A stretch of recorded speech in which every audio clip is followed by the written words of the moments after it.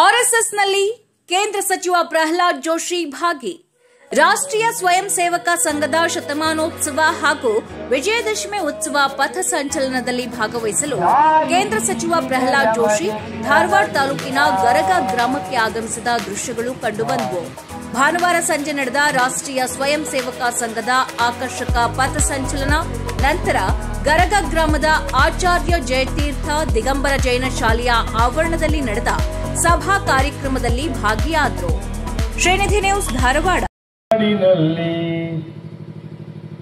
ಎಲ್ಲಿ ಸತ್ಯದ ಗಾಧ ನೆಲೆಯಿಂದ ಸಂದ ಮುಂಬರುವುದಲ್ಲಿ,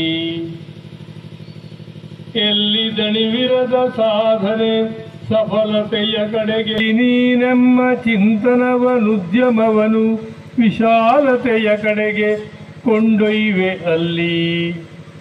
ಅಲ್ಲಿ ಓ ತಂದೆ ನನ್ನ ನಾಡಿದು ಕಣ್ತೆರೆಯಲಿ. ಎಲ್ರಿಗೂ ನಮಸ್ಕಾರ. ಕೇಳ್ತಾ ಇದೆಯಾ? ಇಲ್ಲಿ ಕಡೆ ಗದ್ದಲ ಜಾಸ್ತಿ ಇದೆ, ಹಾಗಾಗಿ ನನಗೆ ನಿಮಗೆ ಕೇಳ್ತದೋ ಇಲ್ಲೋ ಅಂತನ್ನುವ ಸಂದೇಹ ಬರುವಷ್ಟು ಗದ್ದಲ ಇದೆ. ಕಳೆದ 40ಕ್ಕೂ ಹೆಚ್ಚು ವರ್ಷ ನಾನು ಯಾವುದೇ ಐಡಿಯಾಲಜಿಯಲ್ಲಿ ಇಲ್ಲದೆ ಹೋದವ. ಹಾಗಾಗಿ ನನ್ನ ಮಾತಾಡುವಾಗ ನನ್ನ ಜೊತೆ ಇರಿ.